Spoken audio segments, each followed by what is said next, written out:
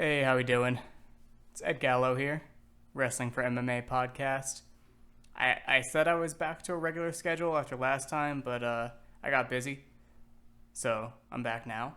And I'm going to be covering a good amount of topics today. It's pretty much just listener questions and a couple questions from Patreon. So what I'm going to do is cover the questions from Patreon first, and then spend a little more time on those, and then I'll go and I'll do some of the ones I got from Twitter. Those would be a little more rapid fire, so this shouldn't be super long, I don't think, but we'll see what happens. Things to recap that have happened since last time in the worlds of wrestling and MMA. Most immediately in wrestling, there was an event. There was a wrestling card this past weekend, and that was amazing. It was a Rumble on the Rooftop. It was a charity exhibition. An organization called Beat the Streets Chicago put that on. Beat the Streets is like getting urban youth involved in the sport of wrestling, and they're looking for people who are in underserved communities, and they get them onto a team. They get them gear. They send them to competitions. Just trying to get them involved in the sport, because being involved in athletics as a whole is very beneficial, studies say. And wrestling's a particularly great sport because you don't really need a lot of equipment, and you just need the coaches and pair of shoes and headgear and the ability to get to these places. So it's a really great organization. There's one in pretty much every major city in the United States. Beat the Streets Philly is actually a great organization that I hope to work for a little bit in the coming years. But a lot of good action on that card. The main event was Jordan Oliver versus Jason Dolph. There was a size disparity in that match. There was a size disparity in a lot of the matches, but Oliver is a 65 kilograms guy. Dolph has been wrestling at 74 kilograms, like bumping up. He's been in the process of getting bigger, so it was weird. It was definitely weird. Oliver is a really slick outside operator, and he counters pressure really well. Dolph's pressure isn't really traditional, like he's gonna make a lot of contact with you and push into you and tie up with you. He's mostly an outside operator as well, but super heavy on his snaps. So Oliver was pushing him off, trying to make the tie-ups a little looser so Dolph couldn't hang on him. But Dolph never gave him a look that he could counter. He never came in hard at him, and basically 3 points were awarded both ways due to passivity and cautions. So it ended up being 2-1 with the match only having a few seconds left just from passivities. And then Oliver had to try to do something, and he got scored on at the end. So Dolph won, but it wasn't really much to look at. There were a lot of cool things that happened in the card. Listen to our podcast that I did with Richard Mann and Jack Hurley. That should be 2 or 3 videos back in the YouTube channel or on the Spotify channel. Just to talk about the other stuff that happened. There was also a mixed rules match where Pat Downey, who was a 2019 World Team member in freestyle, wrestled Joe Rao, who was a 2019 World Team member in Greco, and they did first period Greco, second period freestyle. That was interesting, so if you want to hear us talk about that, I recommend it. But yeah, it was really nice to have wrestling again, even if it was kind of like a janky production. But it was super not last minute, but it was, put together rather hastily, and it wasn't a traditional platform, and it wasn't something that had broadcast wrestling before. So I think considering all of that, it was great, and it's just nice to have competition again. There's going to be another event. I don't know if there's one next week. I heard talk of next week, but the big Flow Wrestling card is going to be a month from now.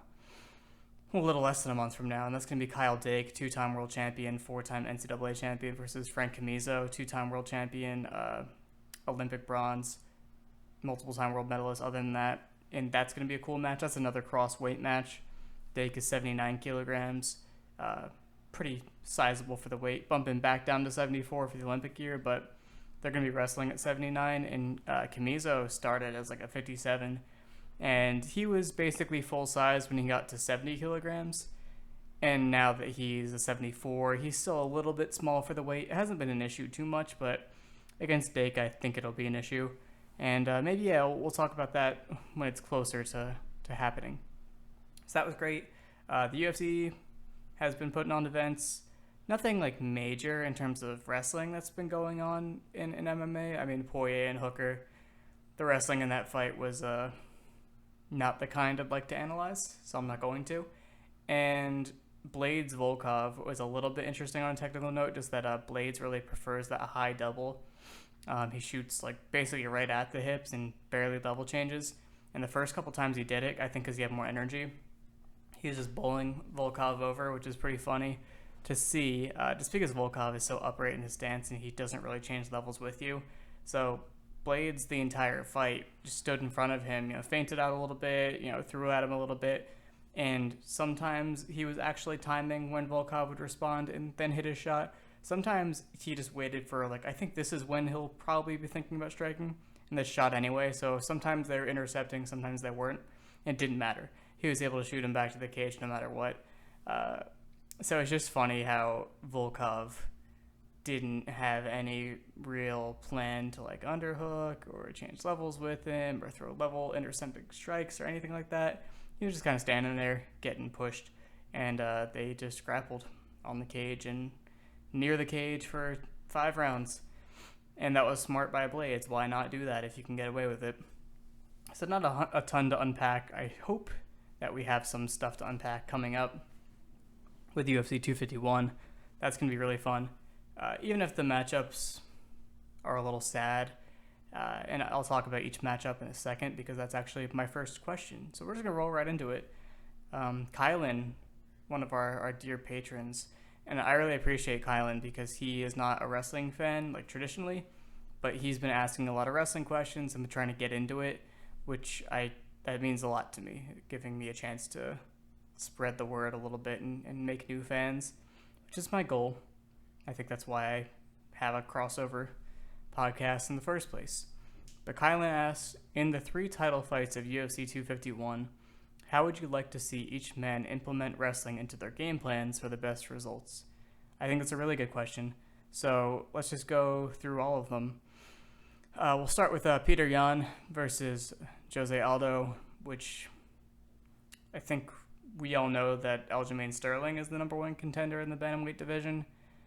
And yeah, they had already made this booking, I believe, when Sterling and Sandhagen fought.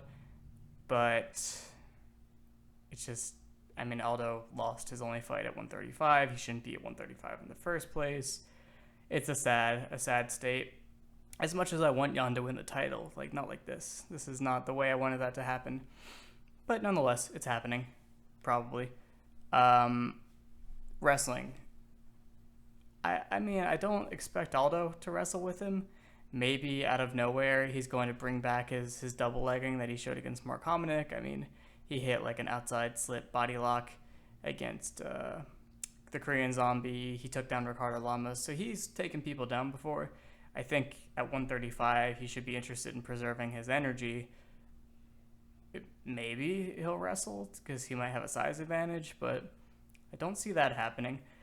Peter Yan is a little bit more interesting to consider just because he is really coming along as a wrestler. I'm really high on him as a developing wrestler. He has some troubles defensively just because a lot of his striking offensively it considers wrestling. It's clear that he's built his striking. He's built wrestling into his striking as an offensive player, but not really so much defensively. So a lot of times he'll leave himself a lot of position or stand there throwing and not really consider his hips or his legs as much and get shot on it and taken over. But he's a great scrambler, knows how to scramble and is athletic enough to do it. And what I really like is his offense. A lot of it built into his head movement, we talked about the outside slip as a setup for duck unders and crazy stuff like that. And he's got a nice scissor trip from rear standing. He does a lot of cool stuff. In ACB especially, he against Magomedov, first of all, just everything from the clinch is beautiful, his foot sweeps and shrugs off to the back and that returns. But he also has a really good feel for hand fighting to set up level changes. There's one point where they're against the cage and he taps on his face a bunch of times to bring his hands up and then shoots under for the double leg and does a silly kind of finish. But the entry was great. Sion's pretty versatile as a wrestler, and if you consider the wrestling that you might see in a boxing match, for example, clinch wrestling, A lot of, pulling the wrists and, pulling on the collar and punching off those positions.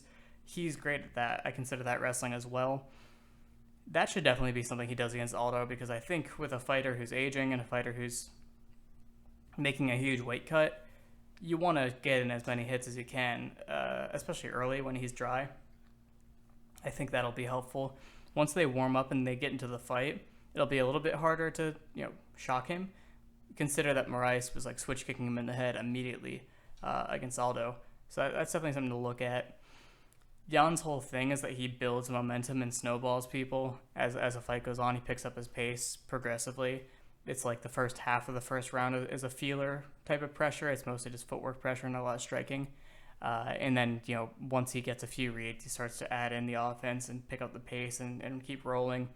And by the third or fourth round, you're drowning it, because if you haven't knocked him out, he's coming after you. He's working the body and he's, cage cutting, and it's beautiful. I love watching him. He's probably one of my favorite active fighters right now, and he'll probably go down as one of my favorite fighters of all time to watch. So against Aldo, I think because Aldo moves his head reactively pretty well, and because Aldo is not so susceptible to pressure, even at 135, I think he'll be tough to pressure, just because, off the back foot, he has pressure intercepting strikes like his jab or knees, and he can also, pivot off and angle off and make sure you don't push him straight back. So I think the wrestling in a boxing sense is going to be really important. So if Jan is, throwing a lead straight to get into range and left hooking off of it, if something happens where they're collapsing that range and he's not landing and Aldo's evading, I think just getting a hold of him and just trying to land something off a collar tie or uppercut off the collar tie and dirty box a little bit, that'll be important. Just to make Aldo feel him and trigger responses, because Aldo is guilty sometimes of reacting a lot in the pocket and throwing really aggressive, energy-consuming counters. And I think drawing that stuff out will be important. Obviously, you don't get hit by it, but just making Aldo do things is going to be important early on. But more importantly, he needs to know when Aldo is going to do things. It has to be on his terms. There's a debate about whether or not it makes sense for Aldo to, try to low volume his way through this, or, try to get his offense off early before Jan picks up his pace. I think both have arguments in their favor. I can't really say what's going to work because Aldo's not quite himself anymore, so it's hard to quite estimate what he should do. And there's also the idea that maybe when Jan does pick up his pressure, Aldo will be a little more static and a little easier to find, and maybe he can pressure him to the cage and, enter in on some wrestling situations. And even if he doesn't take him down, which I don't, maybe he'll take him down once or twice throughout the fight, but he probably won't hold him down. But you could still, on optics, score in the eyes of the judges, even if it's not right. Like how Vulcan Oski held him against the cage a lot and landed some small knees and things of that nature. That still looked good for the judges, even if it's not necessarily actually a scoring technique in the rules. So I think that's all. Those are all options. I don't think Aldo should look to wrestle unless he happens to have a big size or strength advantage and he's been working on it and he's been looking at Jan's game. But I just don't think it's really in the cards for him right now. I think he'll look to counter a lot. I think he'll be looking for boxing-based counters especially. That's his best shot. So that's that fight. Holloway versus Vulcan Oski. The wrestling you would want to see is from Vulcan Oski. I don't think that's Max's path. Not that Max is a bad wrestler. He's a great wrestler. He's actually a very good defensive wrestler and a great clinch fighter, which is wrestling as well. I expect Vulcan Oski to have the exact same game plan as last time, because why wouldn't you?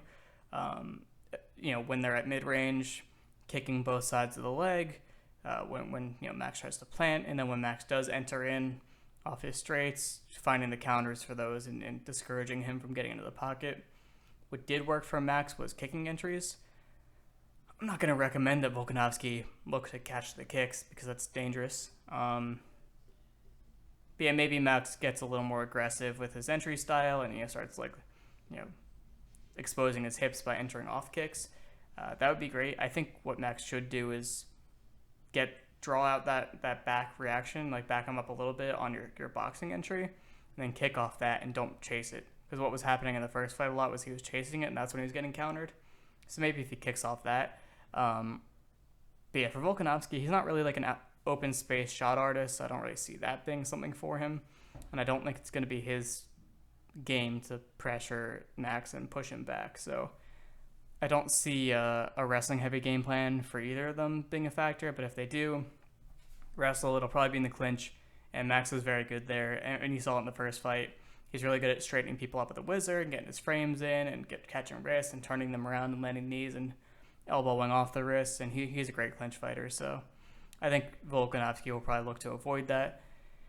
And who knows, maybe if Max does get his pressure going, he'll start clinching because I think it's not the worst idea. He's really good there.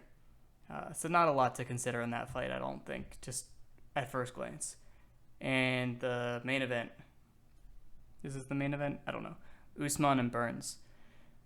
Tough one because some people say that Usman isn't looking to wrestle, seeing as Burns is, the grappler. But I mean, Usman is probably top 5 mat wrestlers in MMA right now, and that's pretty good for him. And I don't see Burns as a super threatening bottom player, especially upper weight. He's a little less mobile. I don't think it's a problem if Usman wrestles him. Usman can probably do exactly what he does normally, and it'll work out. He didn't do exactly what he does normally against Colby, but I think he can definitely pressure Burns. Gunnar Nelson didn't have much of a problem getting Burns in the back foot. The Woodley fight doesn't really tell us much just because, Woodley lets everyone get into the cage. So what do you really learn there? But yeah, just from what I've seen from Burns, I think the most telling fight is probably the Gunnar Nelson fight. But yeah, on the back foot, he looked pretty shallow. Against the cage, he's good. He's good. He knows how to reverse position. He knows how to, do opportunistic throws, like a Harai Goshi, for example, like a wizard kick for wrestling people. Yeah, he's good there, but I think Usman can probably squish him against the cage, and I think Usman knows that, considering they've trained together, and he can probably do a lot of grappling against the cage, both clinching and his normal shot entries and converting on singles and doubles against the cage. So I expect Usman to do what he normally does. And I don't really think much of Burns as a counter fighter or as a fighter on the back foot. And it's going to be really hard to press the bigger, stronger, more physical person. Also the more sophisticated striker. Not that either of them are entirely sophisticated, but it's going to be really difficult for Burns to put Usman on the back foot, whereas Usman can probably get it back fairly easily. So I kind of see that as a wash, depending on how they fight. Who knows, maybe Usman wants to just take center and just strike freely and not really implement any specific approach, which I'm sure he can get away with it, especially now that he's with Whitman. You foresee some tightness being added and even more body work than normal, which would be really helpful. But yeah, I just don't find Burns to be clean enough or physical enough at the weight to make a lot of problems for Usman. So despite that being the wrestliest fight, I don't think it's that complicated. So that was a really good question, Kylan. I hope I gave that the depth that you wanted. And now I'm going to move on to a different kind of question, another patron question. It's a little longer answer. This is from Martin89. I don't know who you are on Twitter, so I'm going to try to figure that out. Maybe you can tell me if you listen to this. But he says, first off, love the content on the site. Keep it up. Thanks, Martin. I appreciate that. He said, my question is about Team Quest. Yeah, for those that don't know, Team Quest is out of... Are they in Oregon? Are they in California? I think they're in California. But it's a bunch of guys from the Pacific Northwest, either way. And that's like Dan Henderson, Randy Couture, Matt Lindland, Chael Sonnen, that whole crew. Sam Alvey. Can't forget Sam Alvey. He said, Team Quest. During quarantine, I've been watching some older fights and came across Randy Couture versus Mike Van Arsdale, Matt Lindland versus Joe Dirksen, etc. So my question is, in terms of wrestling, how good were these guys in college and internationally? From Martin. Well, Martin, I picked 3 guys in specific to tell you about how good they are, because naming credentials takes a while sometimes. And I forgot to have Dan Henderson be one of them. So I will tell you about the credentials of Randy Couture, Matt Lindland, and Chael Sonnen. I really wish I'd done Dan Henderson. I don't know why I didn't. So, Randy Couture. In high school, he was a state champ in Washington, which means not much. It's not really a state I think highly of historically or today, but just shows his potential. He did not go straight into college after that. He went to the Army for 6 years, and he wrestled Greco for the Army. He didn't really have a background in Greco before that, but I'm sure he had some upper body chops to be able to do that. He represented the Army, and they're around. I think the Army Greco program is a lot more established today than it was then, so I think it would be a bigger deal to me reading it if it was recent, especially with the world-class athlete program being implemented through the military. But it was just a start at that point. And after his service was over, he transferred to Oklahoma State, where he was a 3-time All-American and a 2-time finalist, which is fantastic for Division I wrestling. Never an NCAA champion, but he was there the same time as like Mark Kerr, that's a huge ask to be able to beat someone like that. And then post-college, he made the world team 4 times. So he was the best guy in the country at least 4 times, 4 years. Never medaled at Worlds, but was still, on the circuit and doing well. That's very common for U.S. Greco. We have a lot of problems converting our domestic success to international, and that's been we've had really good teams in the past, but it's like an era by era thing. Right now we have an exciting team, but we're not doing very well internationally. But he almost made the Olympic team 3 times. He was national team 3 times, which is top 3 placement at Olympic team trials. And he was like 4th. He was still in the mix. He was in the semis, I think, in 2000. So Randy Couture, from 1988 to 2000, was one of the best guys in the country for Greco. And that's after starting 6 years later than most people did for that circuit. So Randy was like a legend as a wrestler. Think about like Daniel Cormier, how many national championships he has in freestyle. And it's kind of a similar situation where he was like a staple of the scene. But yeah, Randy was awesome. Matt Lindland is an interesting one. So Matt Lindland is the current head coach of the men's Greco team in the United States. Gary Frazier was the head coach before that. Gary Frazier is now head of fundraising, like development for USA Wrestling, and he's a really awesome guy, and he's an Olympic champion in Greco, and I love Steve Frazier. Anyway, Matt Lindland didn't start wrestling until he was 15, is what I read, which is very late. Most of these people are like 6, 7 years old when they start. But he started when he was 15, and by the time he got to the college level, he wrestled for a junior college called Clackamas, which is in the Pacific Northwest. I think it's in Oregon. And he won a junior college title. Usually when you win 1 or 2 junior college titles, because it's only a 2-year program, you get looks from D1 programs, and he did. He transferred to Nebraska, which is a very good, historically, Division I program. And his first season, he won a conference championship, and I don't think he qualified for nationals, and if he did, he didn't win there. And then his senior season, he was undefeated during the regular seasons. He was definitely the best guy in the country his senior year. And then at NCAAs, he was upset in his first match and then did not win through to the blood round, didn't place. So best guy in the country, didn't place at nationals. Unfortunate. I think a lot of these stories are about like non-traditional paths to success. So we have somebody who went from junior college to best guy in the country to didn't place to Greco Olympian. So what happened was he wrestled for a couple of years on the Greco scene, and then for the 2000 Olympic trials, he made the finals, and he was wrestling this guy, and he lost. However, during the match, one of the scores, and I think one of the winning scores, was a leg foul. So Lindland said that this guy somehow affected his legs using his own legs to score, which is illegal in Greco.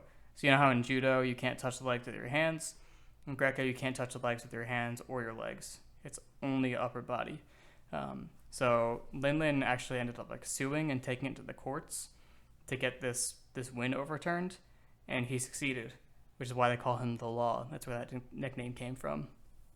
And he actually got a rematch and he teched the guy. So whether or not the circumstances were totally fair or consistent, doesn't matter. He made the team, and it all worked out because he won a silver medal in the Olympics in Greco that year. So that worked out. The next year, he made the world team in 2001, and he won silver again. And the crazy thing is, while all of this is happening, he was an MMA fighter. He was an MMA fighter since 1997, which might have been his senior year in college, I assume. But yeah, he had 6 MMA fights and 3 UFC fights by the time he ended his wrestling career, which is just nuts to me. So yeah, Matt Lindland is another interesting story. Chael Sonnen, here's one that might interest people. So I was expecting to say mean things about Chael for this section, but it's actually pretty impressive. So in high school, he was an Oregon State runner-up, which is, nothing. He wrestled for BYU, which used to have a Division I wrestling program, and then he was worried about them cutting the wrestling program, and he had an offer to go transfer to wrestle for the University of Oregon, and he did transfer there. The University of Oregon also does not have a wrestling program anymore. Both those programs cut their teams. I think the University of Oregon did it because they wanted to divert more funding to their their football team. So we don't respect them at all. So if you're a football watcher, an American football watcher, you should root against the University of Oregon for sure, because that's just disgusting. Yeah, he was an All-American for the University of Oregon his senior year. He placed 8th, which is the lowest you can place to be an All-American, but it's still an accomplishment for sure. He was a 2-time conference runner-up. He wrestled in the Pac-10, which it totally varies how tough that's going to be. Traditionally, it's not one of the tougher conferences, especially right now. But, it just depends on the year, so you can't judge it just by name alone. And then he was doing Greco the whole time, so in Greco, he placed at University Nationals 4 times and won it twice. University Nationals, again, it totally depends on the year. It depends on who showed up as to how good it is, how good of a competition it is. It usually doesn't mean too much, but every once in a while we get some tough guys. It's really just like an age group level, international styles tournament. So you'll get the same guys you'd be wrestling at like a junior world team trials or U23 world team trials or something like that. It's essentially what it is, but I think he was outstanding wrestler, OW. One of the years he won it, which just tells me that he was running through this thing at that point. So definitely stamping himself as one of the more serious threats for a Greco team at the time. And when you win University Nationals, you go on to University Worlds. And he did get silver at University Worlds. So that's not a really important or prestigious international competition, but it's probably his best international result. He placed 4th twice at U.S. Senior Nationals, which is a tournament to qualify for the World Team Trials or Olympic Team Trials. And then in 2000, he took 3rd at the Olympic Team Trials. So you will hear people say that Chael Sonnen was an Olympic team alternate. That does not mean he was the runner-up. It means he was national team. So top 3, freestyle or Greco, top 3 at World Team Trials or Olympic Team Trials, they're national teams. So they travel with the team to the championships, and just in case something happens, one of those 2 other guys are in the mix for the spot. So he was proximal. He was proximal to an Olympic team spot. And he won the Dave Schultz Memorial Tournament 2 times, which is another type of tournament that you need to win to qualify for a World or Olympic trials situation. So he was tough. He was super tough on the domestic circuit, and he was okay internationally. He had some success. I don't know who he wrestled at University Worlds, and I really wouldn't be able to tell you who they are anyway because I don't follow Greco closely. But he was pretty impressive. And maybe in the future I will talk about Dan Henderson because I don't know why I left him out. So thank you, Martin, for that question. I enjoyed looking that stuff up and giving some context there. Okay. I'm going to drink this water really quick, and then we'll do some rapid fire questions, and I think that can be it. Okay. This question is from Henry Verniz, I don't know how to pronounce that. but he's a boxing fan. He's tight with my fight site boxing staff, so he's a friend of mine by association. And he's asking Ed, is there a technique or move in wrestling that is hardly used in MMA but could be a very potent weapon if utilized correctly? Yes, there is. I think that most upper body techniques are underutilized and they could be pretty effective. I wrote an article about Hector Lombard and how he uses like foot sweeps and hip tosses and things of that nature. I also did something similar about John Jones and his inside trip. And way back, I did that longer John Jones wrestling article, and I wrote a lot about upper body takedowns. So I'm not an upper body guy myself, but thinking about double overs, double unders, lat drops, body locks, inside trips, outside trips, everything of that nature. Those techniques are harder to pull off in MMA just because you're punching and you don't have a lot of time to like settle and move people around those positions. But on the other hand, it could be easier to set these things up because of striking. So in the Lombard example, they're in an open stance, and I believe Lombard has a collar tie and an underhook, and Shield's body is bladed to him, and he slams the knee into Shield's body, and to protect that knee, to protect that side from knees, Shields brings his hips in closer, and he squares up his stance, and that makes it so easy for Lombard to sweep him over. So John Jones against Matt Hamill, you've probably seen that one. Knee up the middle, Hamill turns his body sideways, and Jones goes Osotogari and trips out that far leg. Because when you're sideways like that, your leg's right there, and it's very easy to disrupt their base by pushing them back and taking that leg out. So striking can really put people in bad positions to be able to defend those types of techniques. If you get the feel that somebody is pressuring into you hard in response to you striking them, that's a good time for a lateral drop. That's a good time for a headlock even. That's a good time for an arm spin.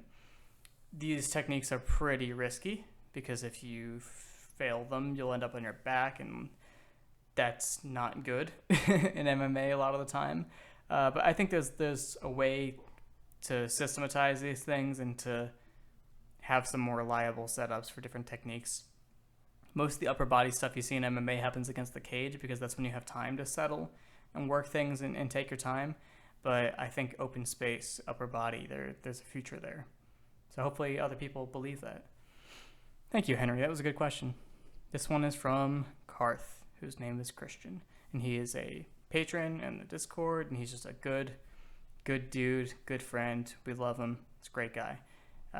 And he said, is there merit to whispering sweet nothings into your opponent's ear as you are in rear standing? If so, what are the best things to say? I didn't intend to answer this seriously, but it made me think of something that a guy I used to roll with would like sing to you if he had your back and he'd like whisper in your ear. It was so not helpful. It was so not helpful. It made me like embarrassed, and I didn't want to train with him, and like it was just like an ego thing. I think in training, don't do that. In a fight, though, I think if you're comfortable enough to be whispering in your opponent's ear from a rear standing position or on their back, that could be pretty demoralizing. It was demoralizing in training. You just don't want to be demoralizing your training partners, but against someone you're fighting that you want to be demoralized, it seems like a fair strategy. The best things to say, I don't think it matters what you say. I think as long as you appear composed and very comfortable in the situation, that's enough to be kind of shocking. I don't know. Maybe come up with something. I would only say nice things. Like, hey, you're doing great, buddy. And I think that would throw them off their game a lot. So thank you. Okay. This question is from Tommy Elliott, one of our Fight Site staff members who is a jiu-jitsu black belt, and he did judo in college, and I believe he placed at nationals, which I assume is a big deal. I don't know what the judo structure is in college, but I mean, if you place at nationals in anything, I care about that. And Tommy is just a very smart guy, very well-rounded in his knowledge. Anyway, Tommy asks, how much of Russia's outsized success in international wrestling is due to doping? He's memeing a little bit here. So basically, in the United States at least, there's a culture of, oh, Russia, they're a bunch of cheaters. They rig things and they do drugs and they're bad and they pull out guns and stab people at tournaments. The last part is true, but and there was a situation with Victor Lebedev where, was that who it was? I forget. Where he got to be on the Olympic team even though he lost to the other two guys that were contending for the team, and it was because of some weird nepotism, because one of their biggest sponsors and donors, his family was involved. I don't know. That happened. But the doping is overplayed. I think Russia is under extra scrutiny just because of the national doping. That was around around 2016 when all that was unearthed. If you've seen Icarus, all that business. So they're definitely having a closer look, and people in Eastern Europe end up failing these tests more often. I think they just don't really have the infrastructure to hide it as well, if that makes sense. It's not quite as scientific. Well, it probably is, but I think there's a reason why they test positive a little more often. I don't think it's because they're doing it more. I think they haven't quite figured out how to not fail the test. I also think it's because Russia's system appeared to be tampering with the results of the tests more than having the athletes do things to themselves that will make it so they don't fail the test in the first place. I think that might be the big reason why they're failing more often, because if anything goes wrong there, then your result's going to be and you're going to fail it. So they might not even be trying to not fail. It might be just about covering up the results. And that, yeah, I fully acknowledge that they have a systemic issue of doping where it's state sponsored, but I don't believe that we don't have a similar system in the United States. Maybe it's not state run. Maybe it's not the coaches saying, hey, do this, do that, and it's not everyone's on the same stuff. But I think very large numbers of our athletes in every sport are doing the same things. I don't think it's a Russian problem. So I would say, yeah, you could say a lot of Russia's success is because of doping, but then you have to say a lot of everyone's success is because of doping, because it's a tough sport to be able to compete that often and train that often. Yeah, you probably need some help. But I think he's playing off that meme a little bit. But no, I think Russia's success is because they were the first ones to start taking sports super seriously around when the Soviet era first started. One of their ways of asserting themselves internationally was through sport. So they ended up having training systems and making their all of their processes more streamlined and actually having set guidelines and lesson plans and curriculum with lifting and everything. So I think they just had a head start, and the culture is a lot different with training. The Russian system is more, it's not they do more play wrestling, they do more situational drilling. They don't burn their bodies out every training session. They still do strength and conditioning, but you can see that they have a very loose feel when they wrestle because they do a lot more technique training than I think we do. Whereas the U.S. team, strength and conditioning is a huge emphasis. And yeah, if you get into an absolute dogfight, I think the American's usually going to be fresher when you come out of that, but that's not always the way to win a match. So I would say they've had a head start. They emphasize the techniques more. They only do freestyle and Greco. They're not doing folk style, so they have more experience in the sport that we're competing against them in.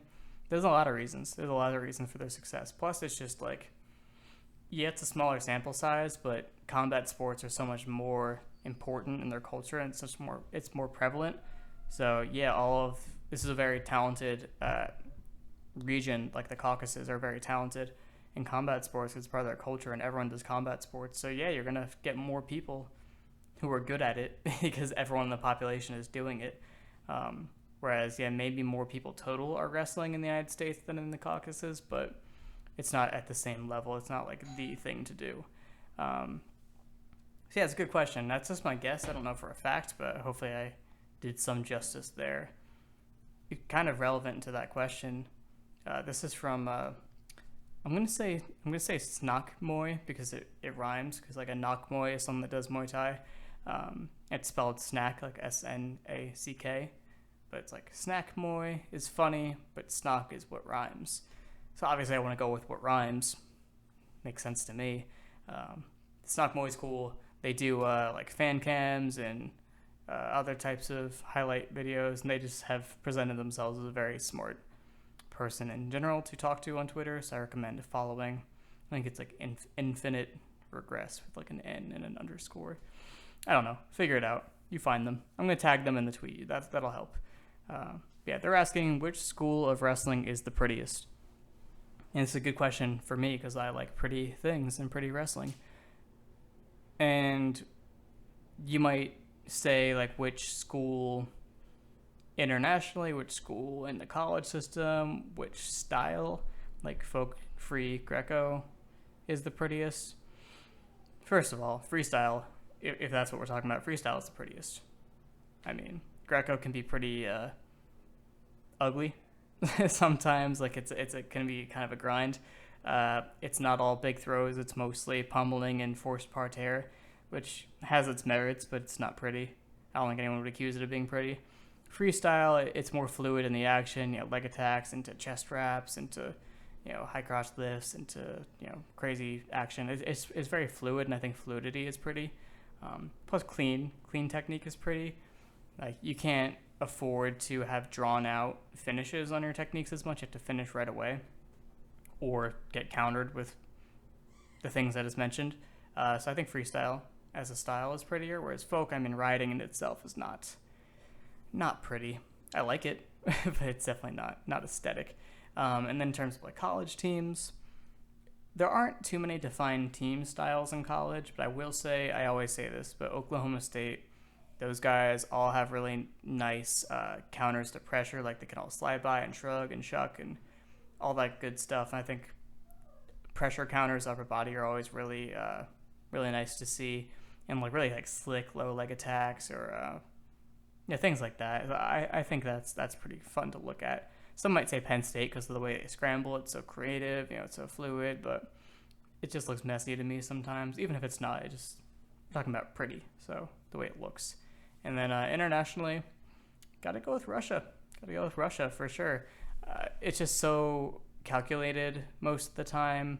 Like they take their times and they're just not breaking their stance, keeping their feet set, constant adjustments. And then same thing as Oklahoma State, like really high level upper body counters, like underhook throw bys, slide bys, arm drags, cool stuff like that. And Sidakov, Sajalayev, a bunch of other guys have been known to cartwheel off of whizzer situations, which is, cartwheeling is the definition of pretty wrestling, in my opinion. So those are my answers. It's a good question. All right, here's a long question. I got like 3 of these left. And that's actually a pretty short answer. So here's the question. This is from Juice to the Gills, who is a good person to follow on Twitter. And I believe he asked about Kyle Dake last time. So another good one. He said, I watched footage of the City Kickboxing boys training with Frank Hickman and noticed that all the guys have wrestling boots on. It's funny, you say boots when you're not American. We say shoes, wrestling shoes. But yeah, wrestling boots, I like that. It's funny because if you put legs in, like hooks, what you would call in jiu-jitsu, if you put legs in wrestling, that's boots in, but we call them shoes. But that's boots in when you have legs in. It's interesting. Double boots. Anyway, he said they have wrestling boots on. Vulcan Oski, Izzy, Hooker, etc. And Hickman seems to be teaching them full-blown wrestling rather than MMA wrestling. Do you think it's beneficial for fighters to train full-blown wrestling, boots and all, or only what's applicable for MMA? And what are some of the camps that have really figured out the best way to train wrestling for MMA? Juice to the Gills. Tricky. So multiple parts to that question. With regard to shoes, wrestling shoes, I actually heard TJ Dillashaw talking about this. He said he likes to wrestle with shoes on still in practice because it makes him have tighter defense. If you think about it, if I shoot a swing single on you and I'm trying to keep your foot in on my single, if you turn limp leg out and you gotta yank your foot out of there, if you have a shoe on, there's more to grab onto, there's more friction, it's drier. That's harder. Where if you're barefoot, you can probably slip out of things a little more easily. So on one hand, not wearing shoes probably improves your defense because you can get away with a little more and you can slide out of danger. On the other hand, it encourages you to not get in those situations in the first place. because you have your shoe and it's going to be a rougher deal. I think it might backfire sometimes. Like, guys aren't able to limp leg out of singles, so they just don't develop the habit of doing it. And then they're like, oh, I gotta, chest wrap and do something crazy, or, go far ankle or funk. So there's pros and cons, but I like the idea of training with shoes on if it's going to improve your defense. I think you should probably do both just to see what you can do and what the differences are. But with regard to training full-blown wrestling, I talked about this with Zach Goldrosen in the second episode of the podcast, like what would he recommend? And I think, a lot of what you're going to learn from American trainers is a lot of folk style stuff, which is pretty useful in MMA because it's grappling. You know what I mean? So if you want to fight like Khabib, for instance, I think you'll have more success training with folk style guys, learning folk style techniques than just doing, neutral wrestling. Just my opinion on that. You got to learn how to like chop out wrists and break guys down from turtle, and put boots on in different rides and different ways to control certain positions. But then also, if you're training that, you have to consider jiu-jitsu at the same time. So it's not straightforward like that. And I think it really depends from person to person. I don't know if there's any one curriculum that would work for everyone. But you have to know what's going to work for your game, and it's up to your coaches to see what wrestling they know that's going to work with your game if they know you. So I think it's totally case specific, but I think there's totally room to train any one thing in wrestling. It just depends on what your game is and what would benefit you the most. Is there any camp that has really figured out the best way to train wrestling for MMA? Here's a very important statement for me. On one hand, just in terms of teaching people how to wrestle, I think AKA is a pretty good camp for it, just because they've got a good system down for cage wrestling and cage control. And if you want to get good at those things, yeah, I think AKA is good. If you want to learn how to straight up wrestle, ATT is good for that as well.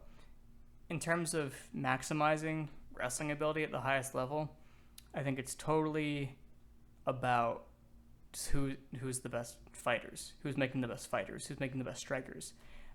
Because the best way to implement your wrestling is to have the striking, to put yourselves in the right positions to do the wrestling that you're good at. Like Yoel Romero's been progressing as a striker, but his striking hasn't really worked to serve his wrestling. With the style that he had internationally, I would expect him to be more of a pressure fighter. Manipulating levels more, putting a little more motion on and creating opportunities rather than reacting. He wasn't very reactive internationally, so it doesn't really mesh.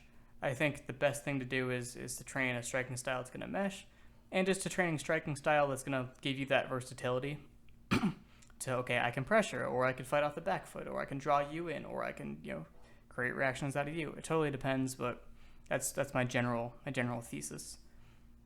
Thanks, Juice the Gills. That was a good one. I said that was going to be quick. That wasn't that quick. This podcast hasn't been as quick as I thought it would be.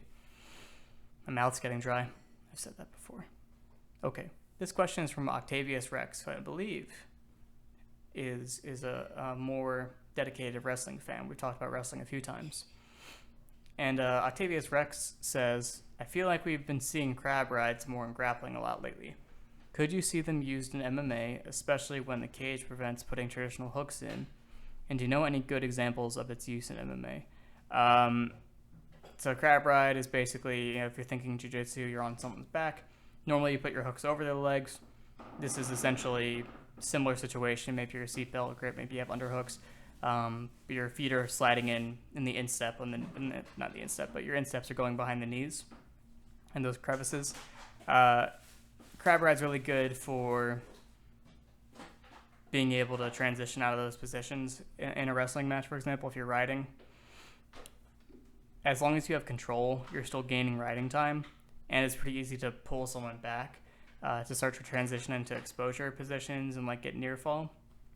That's why someone might do it in wrestling. It's also a position that leads to a pretty dangerous move called a suck back. So if I'm in crab ride and someone's trying to lean back into me and put me on my back, or sit out because I'm behind you, so I'm not controlling this forward space. So someone might try to move their hips forward. But if you move your hips forward, your upper body is now in danger. So they could do that, and then the person with the crab ride on can actually pull down your neck and put you flat on the mat. So that can be a pretty dangerous situation. But could you see them used in MMA? Yes and no. I like to think about the situations where Joseph Benavidez has escaped from back control, and honestly, the crab ride is like an ideal situation for Joe B to escape. Basically, if you can post, if you can put your opponent on their back, you can lean back into them and post, you should be able to get height and turn back into them and reverse that position. Whereas if you have hooks in, they can't really create that much separation between you and them. That's one of the main issues with the crab ride, is a lot of the control is with your arms. You could elevate the legs with your crab hooks, but at the same time it's a little looser. It's more of a transitional position, so you have to be working on something else, in my opinion. I think it was might have been TC or Tristan Warner in high school in PA. I don't know why this is coming up for me. I saw him use a crab ride as like a long-term ride, but it's not that common. In MMA, it's not really ringing a bell either, so I'm sorry I didn't have anything off the top of my head there. Maybe you pose this to Ryan sometime soon. I'm sure Ryan's got examples. Okay, this one's from Antho MMA, who's a Muay Thai Chi, I believe his name is, and he's got a new profile picture. He's looking sharp, and he asked the spladle, underutilized or a horrible idea? So I'm sure you've seen the spladle just because it's funny looking. Basically, the end position is I'm behind you. I've got the control of your arms with one leg. I got control of your legs with my legs, and I'm basically banana splitting you and tearing your crotch, which is unfortunate position. The way you get into a spladle is it's a counter to a single leg, and you end up having to dive under and tilt them through on it. Underutilized. Yes, it is underutilized. Horrible idea. It's not a great idea. I just don't really think in MMA, I really don't think that diving on a counter like that is always going to be a good idea. If you can disengage from a wrestling situation, if you don't want to be wrestling, or if you don't want to end up on bottom, I think you want to disengage if you can, and I wouldn't want my first reaction to be spladle, which is what's going to have to be. You can't really, you could defend first and spladle later, but I think it's best to just go for it right away or don't do it at all. One example that I do remember is Joe Stevenson hit one on Nate Diaz, and he didn't finish it. You could submit someone with it, theoretically, but it was funny, and it looked good, I guess, but it wasn't that useful. So I don't think it's totally like, the secret technique that if people start doing it's going to be more successful. Like, yeah, it has its place, but I don't think it's anything that we're missing necessarily. It's a good question, though. And then he went on to say that, like, New Mexico wrestling has different names for every technique. So if you want to follow that thread, it was kind of funny. Okay, last one. And this one was from somebody I did not recognize, like Neuron something. I'll tag him, and I'm sure I'll get to know you more in the future, and I'll have something to say about you. And it's not an easy question to answer, but he said, are there certain wrestling techniques which decrease or increase in efficacy in MMA as rounds go on, whether due to fatigue, sweatiness, or some other factor? Yeah, like all of them. I would say every technique decreases in efficacy if you're tired, if you're sweaty. If you're trying to hold on to a tie of any sort or manipulate something and not try to have that limb move, being sweaty isn't going to be helpful. If you're defending, being sweaty is awesome. I talked about before, like limp legging out of a single. If you're trying to clasp onto somebody's leg and ankle, and they can just kick it out and it just slips right through your grip, then that's helpful. Fatigue, I would say fatigue usually results in broken stance and broken posture and like slower reaction. So leg attacks usually become more available when your opponent fatigues, because you can pull them down and they're going to be slower to get up, and they're going to be trying to get a break and straightening up in their posture, and that's a good time to shoot leg attacks. If you're tired, then I think you don't want to be going underneath somebody. You want to be taking clean attacks, or you want to try to slide by, underhook, throw by, do something upper body, so you're not having to fight back up out of a position. if that makes sense. But I mean, that's such a broad question, it's hard to hammer in one answer. But that's the general gist of things. Okay, I don't have much more to say. And I think we'll do another one after the card. The card's another week from now. We'll see. Maybe I'll do another one before then, but I've got more wrestling content coming soon. We got Wrestling Comrades is coming back. That's my podcast with Seth where we talk about international wrestling. And we're doing an alternate commentary on Magomed Kurbanaliyev. So look out for that. That'll be fun. And yeah, see you later.